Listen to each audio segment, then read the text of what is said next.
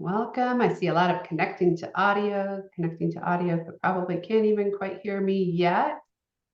But welcome. If you can hear me, Victoria, I see your audio is all set and Arthur's all settled. Daria, we got some folks already on the line, top of the hour. Very punctual, everyone. Very punctual.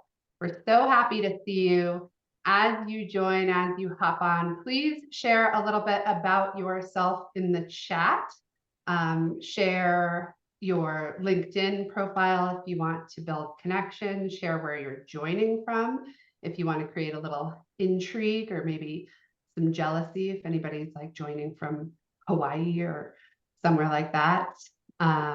We're so glad to have you. We're going to start in just a moment. Welcome. I see a lot of friendly faces. Well, I don't see a lot of faces on the line, but I see a lot of friendly names on the line. Thank you again for making time in your day to join us about this really exciting topic of allyship. So this is being recorded. It will be sent out to everyone. So if you happen to miss a piece here or there, or for folks that are joining a little bit later, they will get that recording. So in the interest of time, knowing everybody's is precious, we're going to jump right in. Thank you so much for joining us. For those of you who are listening to this recording, thank you for listening after the fact. I'm Ashley Andersen. I am the SVP of ClearEdge Rising, and I'm going to be moderating our conversation today, really just helping to facilitate the conversation. Today's topic on allyship is one that is incredibly important to us at Rising. Many of you, I know on the call, you all know that we provide leadership development services that help rise up more women into our industry. Can I get a little hand raise, a round of applause for rising up women in the industry in the chat if you are with me on that? We have, with Rising, we have our community for women leaders, but we also have one-on-one coaching, and we also provide workshops which cater to a broader audience, an audience that includes our allies, because we know that we can't rise up more women into leadership without the help of our allies. And that's exactly what we're here to talk to you about today. And I am joined by two members of Kelly Science, Engineering, Technology, and Telecom, Matt Joseph and Sabrina Sayoc. And I'm so excited to get to kind of guide this conversation between Matt and Sabrina and help them share with you what allyship in action has looked like in their professional relationship. So Matt and Sabrina, I'm going to quickly turn it over to you to do some brief introductions, and then we'll dive into the topic of allyship. Great. Why don't we start with you, Sabrina? All righty. Hi, everyone. My name is Sabrina. So grateful to be here in this space with all of you and sharing a little bit more.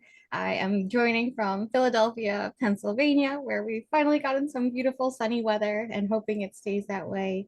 And I'm joining from our Kelly team as one of our senior corporate recruiters focused on talent acquisition for our SET team. And I'm Matt Joseph. I'm the talent acquisition recruiting manager for our SET business unit with Kelly. I'm also very excited to be here. I'm located in Tampa, Florida, so I have plenty of sunshine. I'm glad I was able to share some with Sabrina today. Hopefully others have it too. Yeah, I love that our introductions are revolving around sunshine. It does make such a difference, doesn't it? I know it does for me. So before we dive into the conversation, I want to first talk about allyship. Before we get to Matt and Sabrina's story, let's make sure that we are all on the same page about allyship and why it's so important. So when we're talking about changing dynamics for marginalized groups, for women in leadership in particular, we can't put the responsibility for driving that change solely on the women themselves. We need a collective approach. We need the people in positions of power. We need the people who hold privilege to help us in our efforts to drive change. But often when we talk about allyship, there can be confusion about what it actually means and what it looks like in practice. And sometimes that confusion can lead people to believe that allyship is like this huge thing that needs a big change initiative kind of wrapped up around it. And today we're really going to be talking about some of the more simple, accessible ways that we can all be better allies in the workplace. So through this conversation, you're going to see that allyship is much more about a culmination of genuine but small actions and beliefs than it is about some huge change initiative on paper. So let's start with a definition. There are different definitions out there of allyship, but for the sake of this conversation, we're going to look at it as someone who is not a member of a marginalized group, but who wants to support and take action to help others in that group. All right. And we're going to take a pause and do a little self-reflection. So this is just with yourself. You don't have to share this with anybody. But I want everybody listening and everybody on the call or listening recorded to think about whether you've ever had something significant going on in your personal life that has impacted your work. Maybe it's impacted your focus, your ability to focus, or your mental capacity. Maybe it's impacted your mood, the way you're showing up in relationship with your peers, your colleagues, your direct reports. Maybe it's even impacted something as concrete as your availability, your schedule. If that has ever happened for you, I want you to give me a thumbs up in the chat. I'll give you a moment to find your chat, to find your thumbs up, and just share if that has ever been the case for you.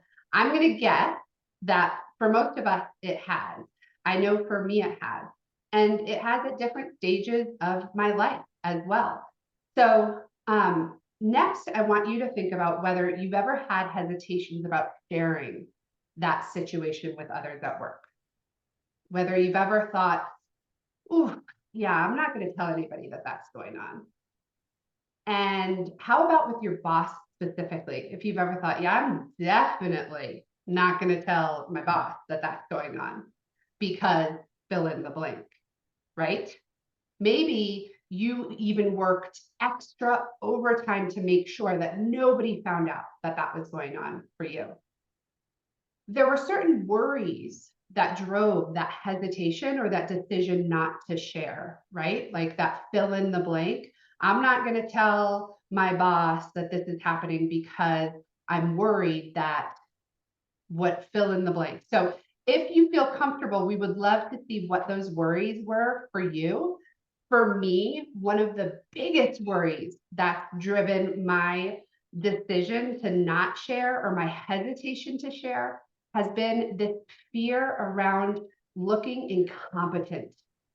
I don't want my boss to think I'm not able to handle my workload. I don't want them to think if I messed up, like, oh, it's because this situation that's going on for me. And I don't want them to think that they can't trust me, that I'm going to be left off of a project or, sort of babied because of what's going on for me. I don't want that change in the relationship.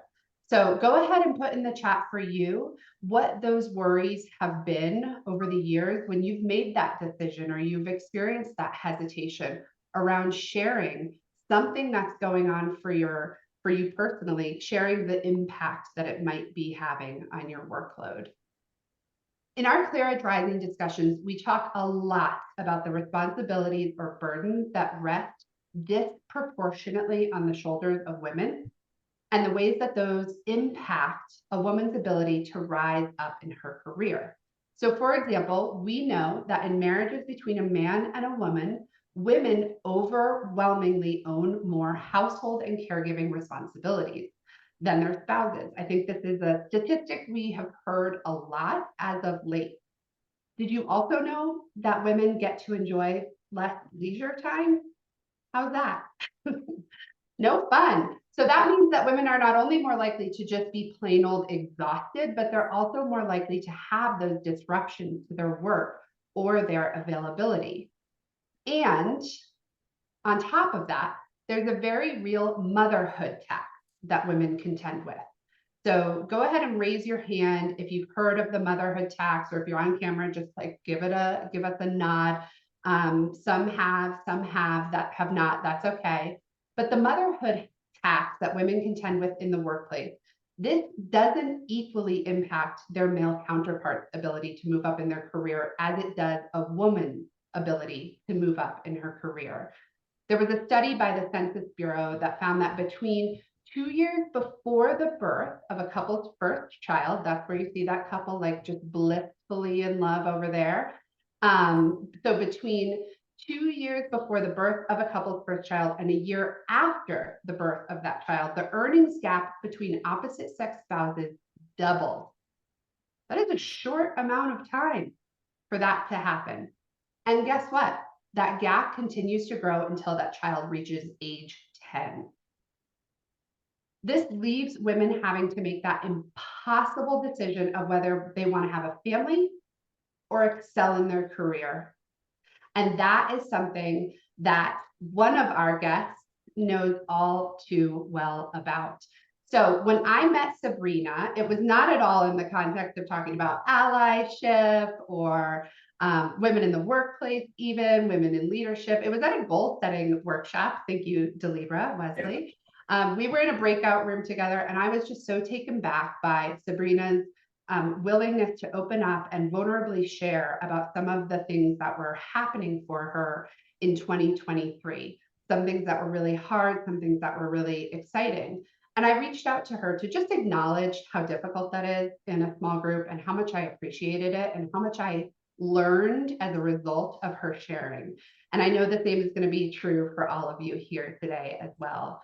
And she opened up even more with me and told me more about her story and told me about Matt, her manager. And when I heard about that relationship between her manager and herself, I was like, we got to get you on stage. So this is Sabrina and Matt's stage, so to speak, because the dynamics of allyship in their relationship were so compelling and so genuine that I felt like it was necessary to bring to a wider audience. So some of you might recognize Sabrina.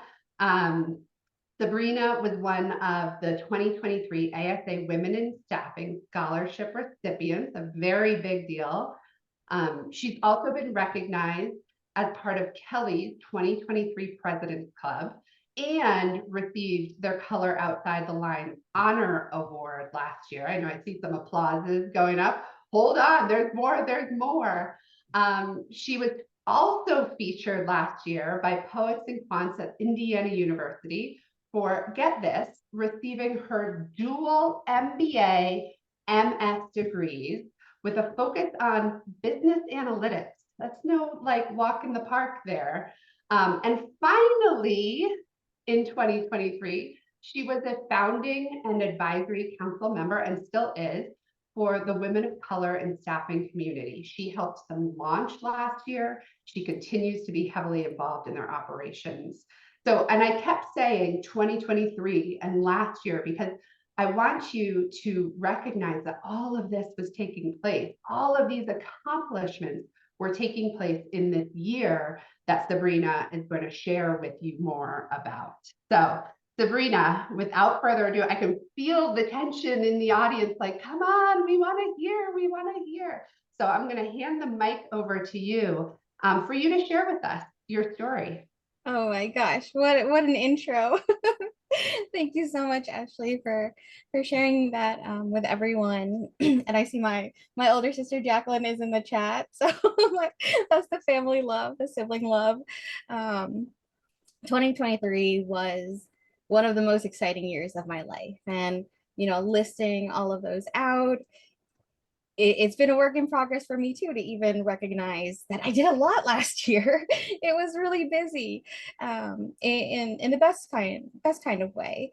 But at the same time, what you won't see in all of these, and I'm trying to immediately not get emotional, is how challenging the past year was. When I met Ashley, it was in goal setting, and I shared with her how, amongst all of those accolades and rewards and recognition, you didn't see my proudest achievement of the year, which was becoming pregnant successfully through IVF. I had 2023 was when I dived into infertility treatment and IVF alongside of all of these things happening in my personal and public professional lives. But at the same time, on the back end, it was extremely emotional and difficult going through the infertility journey.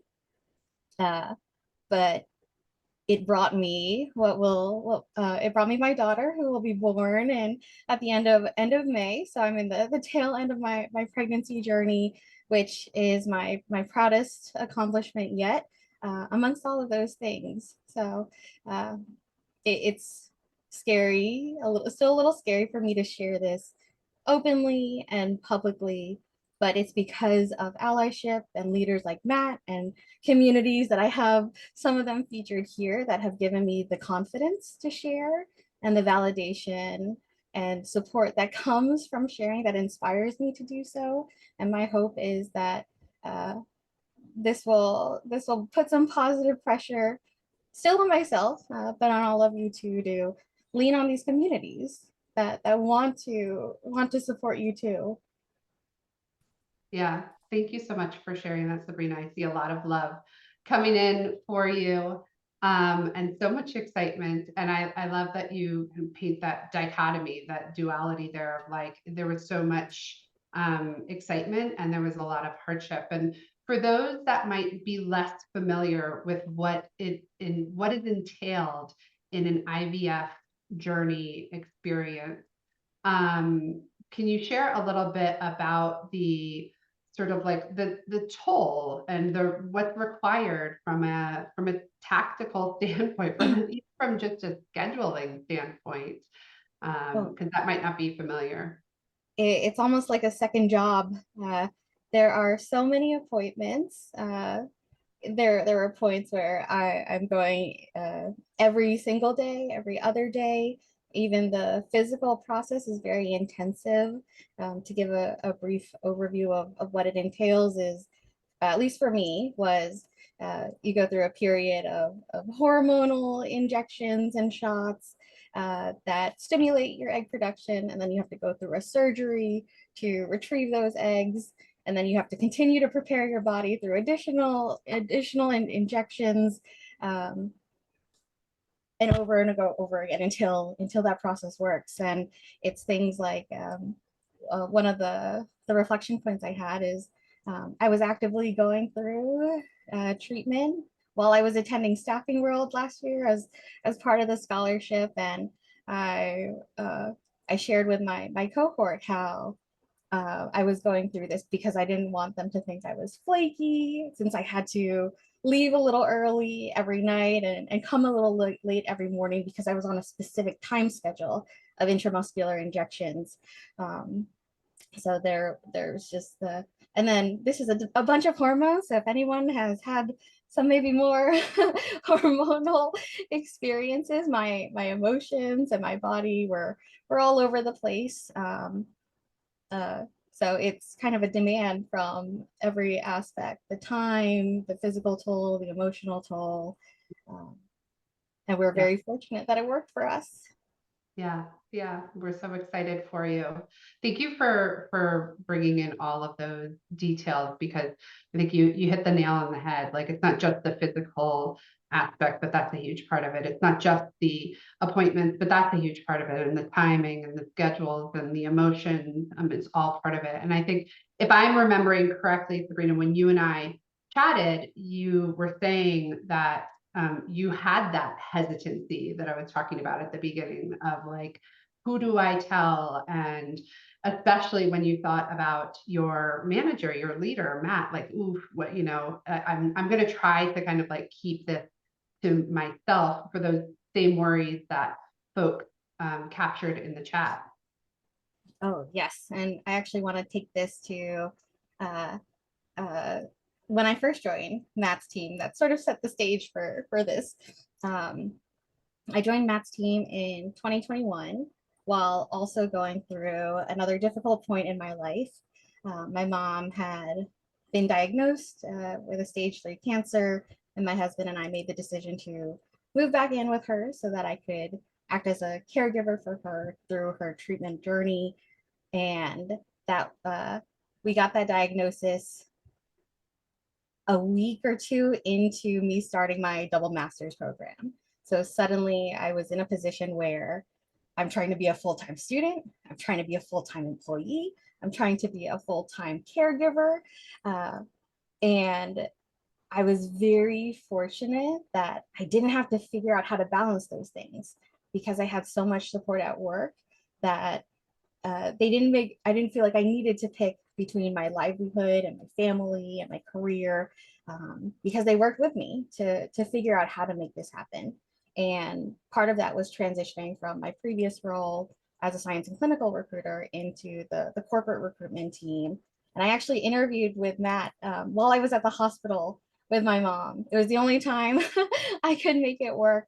And I'll let him share a little bit more on this, but it was also the best I could do at the time. You know, this was my life. I wanted to be transparent that I had this going on, and it was also a demanding process. We were going to, appointments multiple times, at one point every single day for several weeks. And I knew that these things could very much impact my career. But Matt had so much trust in me to start that it laid the foundation for where I was in this past year of debating this, another huge experience in my life. And originally I kept it more quiet until I realized how demanding the IVF process would be, and that I did need support. I needed support, not just in the sort of flexibility of the workday, but I needed support in understanding that I'm going to have hard days. There might be times where I come to work and I'm not going to be as smiley or as organized as I like to think I normally am. And while those things are going on, I also want to express that my competency is still there. It might just look a little different during this period. And so that initial foundation that Matt built set the stage for me in sharing more, where while I was debating, oh my gosh, I don't want him to look at me differently. I don't want him to think that I'm at a crossroads again of having to pick between my family and my job. So he was a big part in removing that barrier for me. Yeah, nice. That's the nature of life, right? Like we have these ebbs and flows where sometimes there are extra demands on us, and sometimes there aren't. And so thank you, Sabrina, for sharing all of that, and really for like bringing the reality of the messiness of our lives into the space and allowing for us to have this conversation around that, because we all have different things that occur in our lives that create some chaos, and sometimes those are wonderful things and sometimes they're hard things. And Matt, when Sabrina did decide to, like you said, and I love that, Sabrina, where you're like, I actually need support. Like I need to share this. It's hard and it's scary, but I need to take that brave step to share this because I need that support. And do you remember, Matt, what your reaction was in that situation? Oh, yeah. Yeah, I mean, it was all in. I was so happy for her. I mean, I'll revisit our first call because it's a cool story, but we had built such a foundation by the time this came that it was pure excitement. Again, I'm very humbled by the recognition because I don't really know any other way it could be perceived other than, oh my goodness, this is amazing. I'm happy for you. Whatever it is that you need, we can figure it out. And going to the first call, I love this part because in the first time in my career, I got to pick my dream team. 3 years ago for my old boss, Dan Turner, who I hope is on this call because he taught me so much about leadership that I'll discuss later. And I went on, we have an app online internal that'll show how much gross profit somebody's making. So I wanted the top person. That's a measure of success.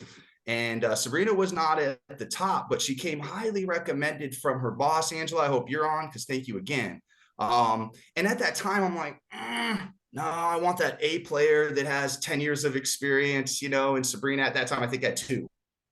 And she wasn't she wasn't a non-A player, just wasn't at the top. She was on a very competitive team.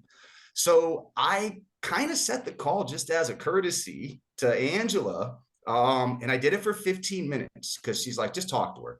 So I was like, all right, I'm going to get it done. Then I'm going to hopefully talk with somebody else. So I set it for 15 minutes. That call probably went close to an hour. I knew within 5 minutes that Sabrina was the right person for the team. And then from the rest of the call, we just talked more. I mean, for her to be so open, that level of trust and vulnerability on our first call, I saw myself in her and then knew I had somebody great for the team. The challenges that she was expressing to me, I just didn't really see them as challenges that we couldn't overcome. So we just needed to have a little bit of a time flexibility and perhaps maybe a little bit more depending upon what's going on so that she doesn't have to carry that burden with her. I think we've all been to the dentist and we're sitting in the waiting room for a half hour and we're like, oh crap, I told my boss I'd be back in an hour. I'm already 30 minutes late. So you're just flustered. And then the whole ride home, you're speeding back. And I just wanted to make sure that she understood that that's a rule on my team you're not allowed to do. In fact, in every one of my first one-on-ones, I mentioned that exact example. Don't run the red light. I'm not checking where you're at. I'm going to trust you right now. And that's how we're going to start our relationship and go from there. Because I can teach recruiting very well. I know that very well, been doing it close to 20 years, but I can't teach someone to be very trusting. I can't teach someone to have an incredible drive like Sabrina has. I can't teach somebody to call in from a hospital, but I do recognize the commitment simply there by that action. And with that, just had an enormous amount of compassion towards her and knew that it would be a good fit. And that's how we got started. And then when the pregnancy came, I knew from her sharing with me prior that she was going through IVF. So that only led me to make the assumptions that there were some challenges, right? So when she told me she was pregnant, I mean, it was a huge win. I just such a blessing. I mean, I really don't know what makes my response to that unique. I don't know why anybody would have any other response. And was just appreciated and excited that she shared a lot with me throughout. I mean, I got pictures, I got images of the baby dancing. So we called it a dancing baby for a while. And with that, I got a lot closer to Sabrina, and with not just Sabrina, but other members of my team, all members of my team. We have a rather symbiotic relationship. I'm learning a lot from them through that process. So as Sabrina opens up to me, shares with me, I open up to Sabrina, share with Sabrina, we both grow. So that's how those calls went. I know this was when I met with Matt, he's like, I don't really think this is all that unique, but if any of you listening feel like there's a uniqueness in this aspect of, well, like I trusted her from the get-go. I didn't need to follow up on where she was. I didn't need to micromanage. I had compassion for, I cared about what she was experiencing and what she was doing. I wanted to learn more. Like, if you think that that's unique, go ahead and say so in the chat. If you've ever, been in a workplace where you've seen that not happening, or you've seen a leader where that doesn't exist, like, let's convince Matt that his approach is unique. And not to say that it's not happening in other areas, but there are a lot of relationships between leaders and their direct reports where that doesn't exist. Certainly not from the get-go. And certainly where that fear, that worry of they're not going to trust me. They're going to think I'm incompetent, like actually holds some merit. So, and I know, Sabrina, even for you, like even going through what you went through in 2021 and then to 2023, like there was still that hesitation of, should I ask Matt? And there was still like, or should I share with Matt? And still some like disbelief almost, I think you shared, of like, is this really too good to be true? Like, I know you had shared like that you would check in often, and then ultimately you got to a point where you realized, oh, he doesn't actually need me to like tell him everywhere I'm going and everything I'm doing. Like when he says he trusts me, he actually does trust me. Yeah, yeah. So it's just for the, oh, go ahead, Sabrina. That was a part of, definitely a funny part of the journey is, so for me, also just being a first generation professional, there's a lot of things I just had to learn along the way and through other people. And I think part of me came with just some stereotypes and bias and stigma about what the corporate world is, and things you're not supposed to talk about and things you're not supposed to do. And with my mom and with my appointments, I was very active in telling Matt, like, okay, I'm going to be at this thing and then this thing. But there were times that came up that were unexpected, challenges and bumps along the way. And Matt made a point to be very explicit with me that was, and he said, you don't have to tell me, right? Like if you want to, you can, but I trust you, and you don't need to. If something serious is happening, go. Family is so important. And I definitely felt more comfortable in the beginning reiterating, like, okay, I'm going to be at this appointment. But then when I got to that point of Matt continuously reiterating that we're good, it did take a weight off my shoulder, and I realized, oh, this is really nice to not have that sense of obligation, but have that sense of, open door policy that I can share if I want to. I don't have to be validated or to be trusted, because we've built that on the back end. So Matt has also been a big part in helping me combat some of these stereotypes that I came with. Yeah. Well, and it's just, I mean, we all come to relationships with like different experiences we've had, different things we've been taught or heard, learned, and it just underscores the importance in this allyship conversation. If you're out there taking notes around like allyship in action, consistency. Because allyship isn't something that we're like, yep, I did allyship today, and so I'm good to go. Like we need to be consistent in our effort to support others, because a lot of times there are those past experiences that they're showing up with. Sabrina, to your point, like I had to see multiple times that like, oh, this actually is okay, that I actually don't have to tell him everywhere I am. Like it wasn't just the first time he said that it clicked for you. And so whatever it is that you're trying to relay to somebody, you may have to relay that message multiple times, because, and to be honest, we as humans have like this negativity bias. So we're like, I'm not going to trust that. No, I'm not going to trust it yet. Nope, not yet. And then like, maybe it's the third time, maybe it's the fourth time that we'll be like, okay, so maybe he does actually mean what he says. And I know, Matt, for you, like that's a big part of your, again, that part of your like leadership approach or philosophy. I don't know that you would call it a philosophy because you are so humble, but if we're talking about, your approach to leadership, and what I have appreciated too, Matt, in getting to know you is like, you've talked about how you used to be one type of leader and have learned, especially through your interactions with the folks who you've led, how to be a different type of leader, which has really informed your approach to date. And so I'm curious if you would just share with us just some of your approaches to leadership that have really helped with this story with Sabrina and her, as she said, not having to make that decision of, do I stay at in a career that I love, at a company I love, with a team I love, or do I go take care of my family or go start a family, like not having to make that decision? Yeah, no, and I thought a lot about this question, and I boiled it down really to trust being the foundation, and then the primary focus, the well-being of the individual.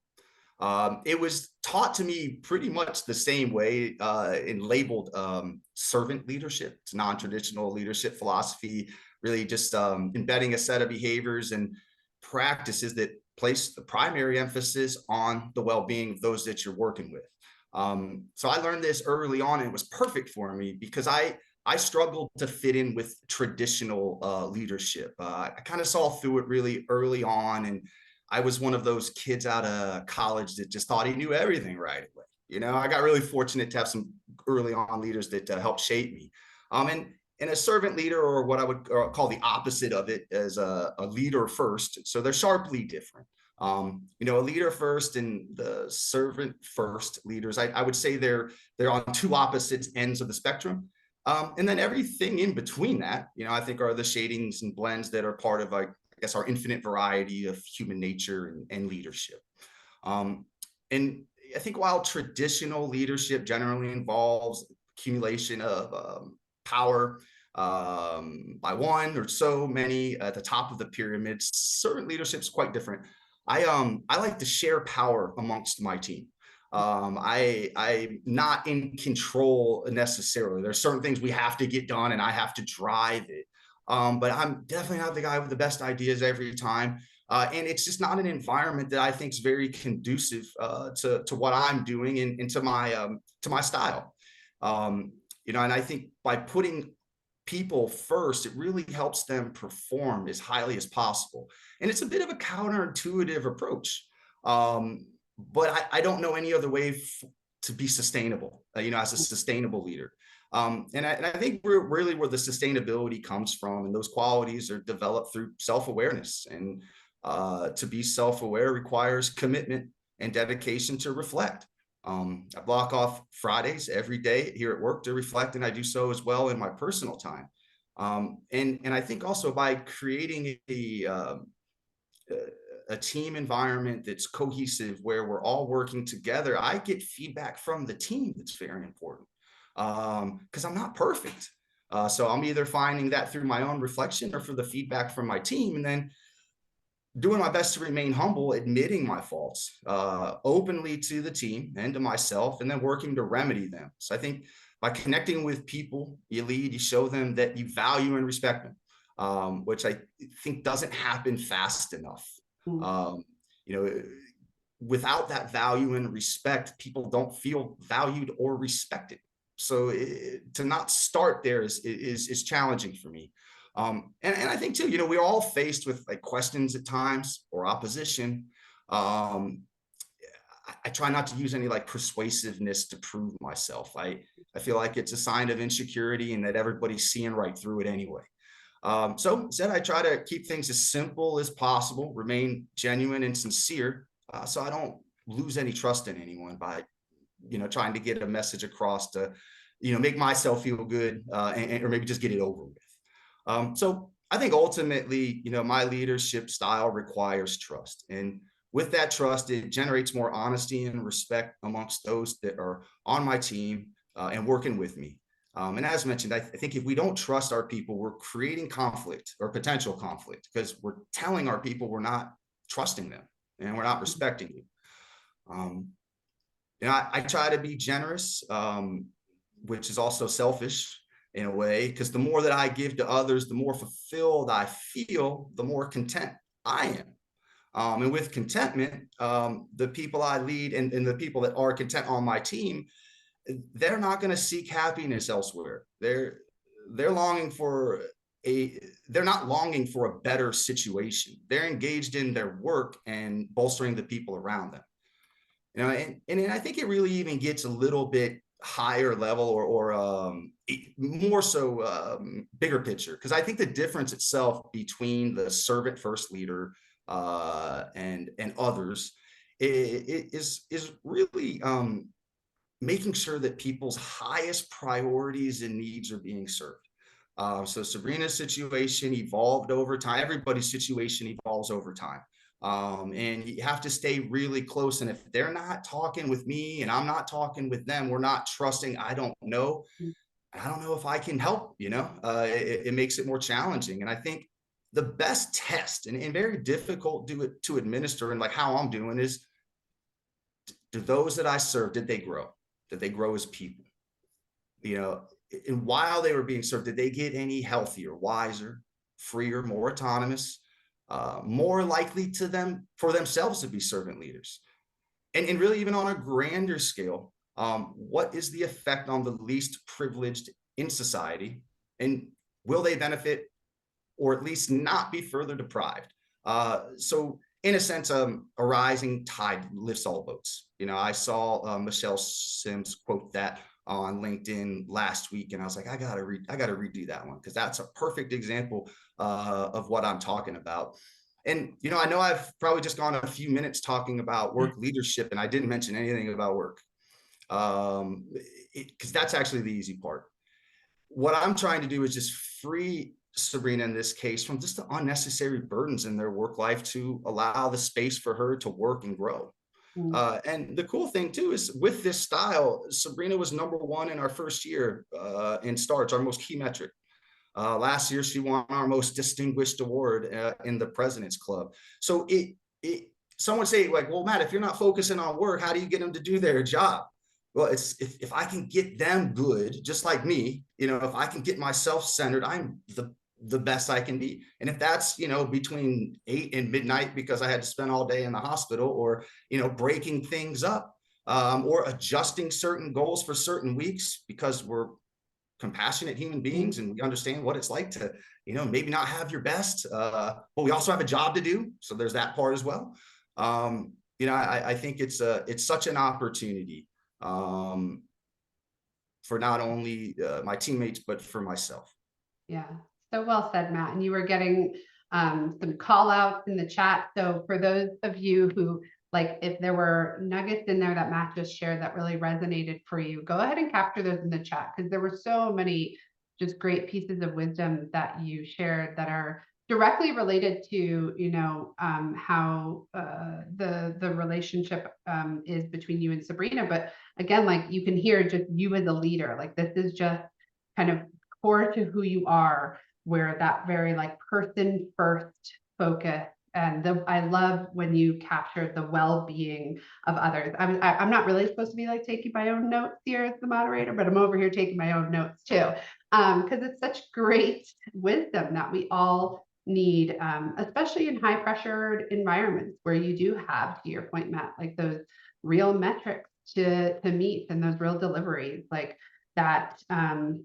That point that you made of taking care of yourself, taking time to reflect as a leader, to make sure, like, how did I show up this past week? Who do I want to be this next week? To make sure that you are aligned with your values and doing your best to support the people on your team, just all fall right in line with how we can be better allies.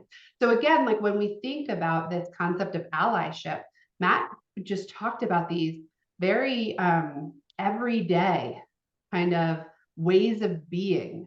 These weren't big initiatives that he had to go to the execs for, to get approval for. We need to bring in this consultant for. Like, these were just decisions that he made about who he wants to be as a leader, and decisions he made when, Sabrina or somebody else on his team comes to him with something that they're going through that's a challenge for them. Like, I'm going to provide you that flexibility. I'm still going to hold you accountable. We don't have to let go of accountability just because we give flexibility, which I think is sometimes the rub for some leaders. Like, well, if I'm giving that flexibility, how do I make sure the work's still being done? Both are possible. And Matt, your leadership is such a testament to that. And I really, like, appreciate how you talked about, the impact of that type of leadership. So it creates this cohesion on your team. It creates a commitment to the work, to the clients who you're serving. It results in your team being engaged in their work, being self-motivated around their work.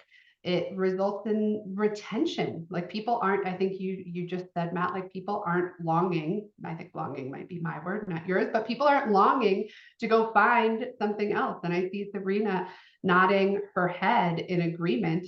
And that's a really important point to underscore, because if we go back to the very beginning of this conversation around, allyship and the importance of allyship, and what women in particular are often faced with in terms of, do I stay in my career or do I go fulfill those caretaker responsibilities? Do I stay in my career or do I choose to have a family? And losing any employee, particularly when they are of the caliber of somebody like Sabrina, is just like off the table. We are not going to put up with that. It reminds me, those of you who have been on any of Eric Gregg from Clearly Rated, his recent webinars, he's said, and now he's become this like quotable for this quote that he had: every time you lose a productive recruiter or account manager, it's like driving 3 BMWs off of a cliff.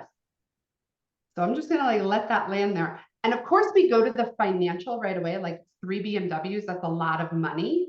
But like, think about the disruption that 3 cars falling off a cliff causes to the people who are left on that cliff, to the people who were, impacted by that, like that noise and that emotional distraction. Like there is a big, big cost to everybody involved, let alone the person who's having to make that impossible decision, because there isn't that same compassion in the relationship.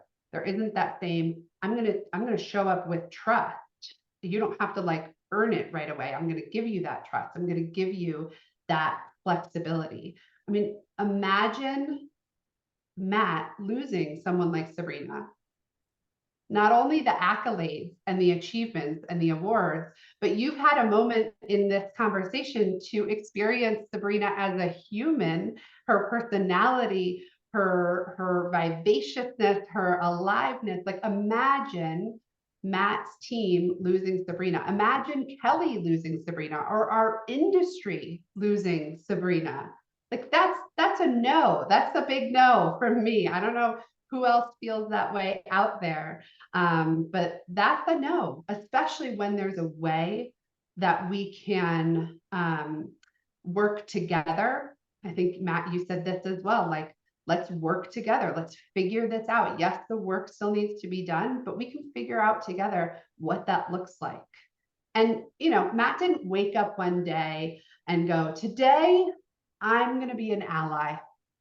Like, he didn't say, today I'm going to save my company money by saying yes to allyship. He is an ally because it lives in who he is. It's part of his value system. It's part of his belief about people, that people deserve to have their well-being cared about, that people are valuable for many reasons because they contribute to our whole ecosystem, not just from a financial factor. That's his philosophy. And so when we start to look at our values and our beliefs, those are the things that drive allyship. It's not about like the corporate initiative that's on paper that gets exec approval that drives allyship. It's an individual choice of who am I going to be? Who do I want to show up as a leader?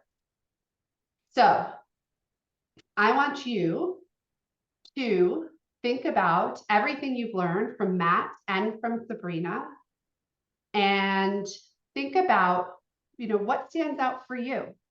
What do you want to commit to? What do you want to strive for?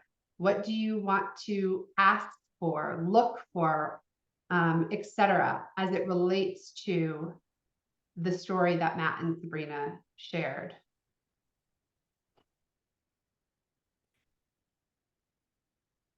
So the last point that I'm going to make is that yes, like Matt had to show up a certain way as a leader in that, that allyship way as a leader. But Sabrina, you also had to dip your toe in and trust as well. You know, Matt shared a lot about like the trust that he gave, but I'm curious what you would add for anybody out there who is having a challenge, or maybe that there's something exciting happening for them. Anyone has hesitation around sharing something that they need that support around. What contributed to your courage?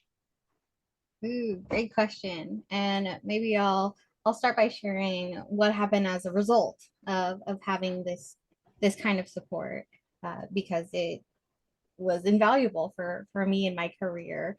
And it allows me to be my full self at work.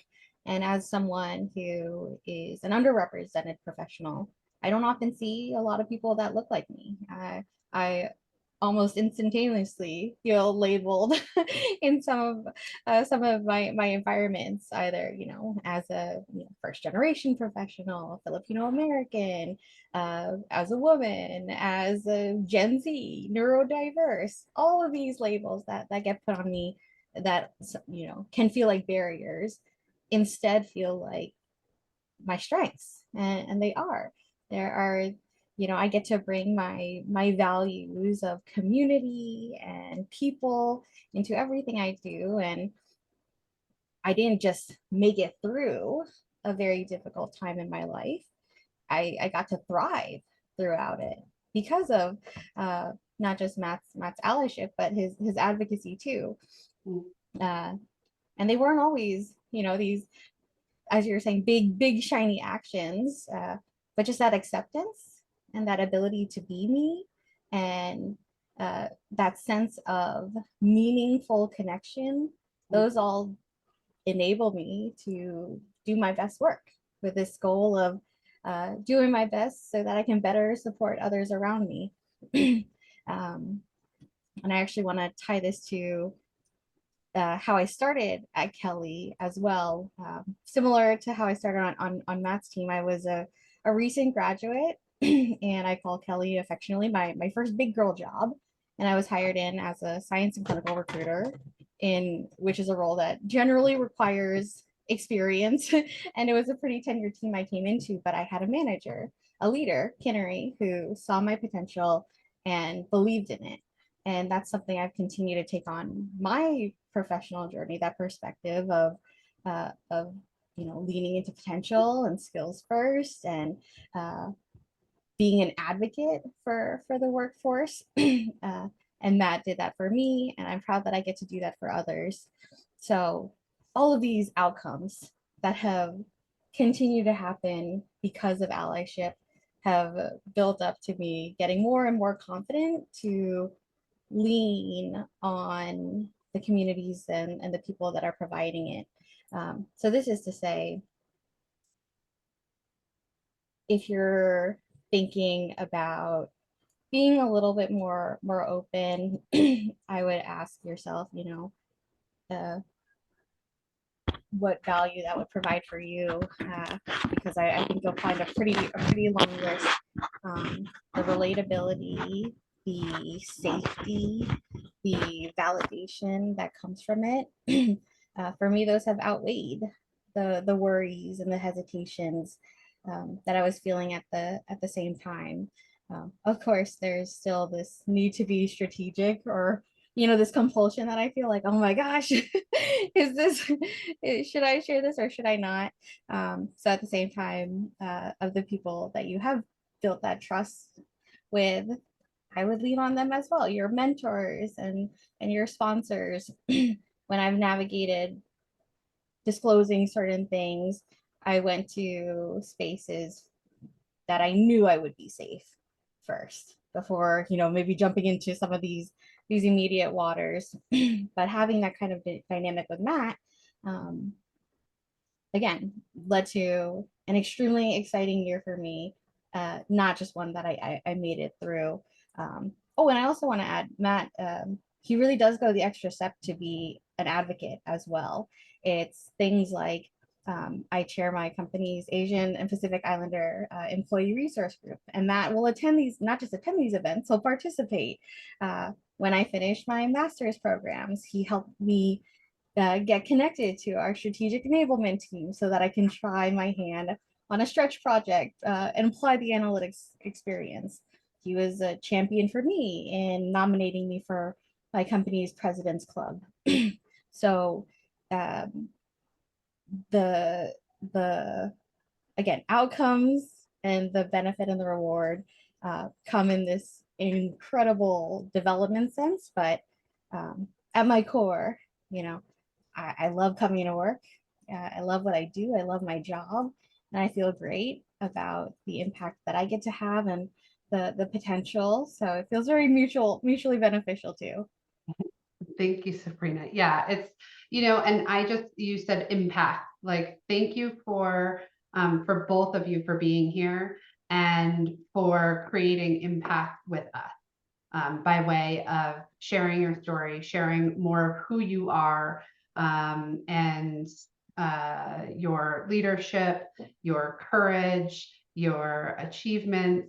We are all walking away from this conversation better for your sharing. So for those of you who would like to connect with Sabrina and Matt, maybe Sabrina and Matt, can you throw your LinkedIn profiles into the chat so we can get folks connected with you who are interested in continuing the conversation or just reaching out. That's how I got to know Sabrina, just reaching out and saying, I thought your story was so fantastic. Thank you so much for sharing that. That means a lot when people hop on any kind of stage to share a bit of who they are. If anybody has any questions, feel free to reach out directly to Matt, Sabrina, or myself. Thank you again so much for joining us today, for spending this time with us.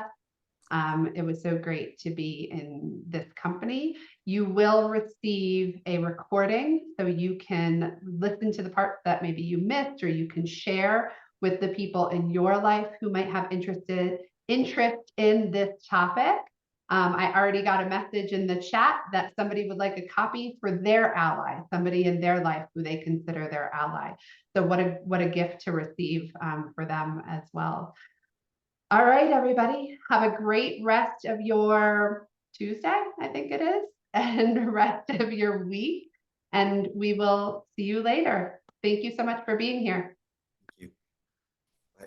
Thanks, everyone. Have a great rest of your week.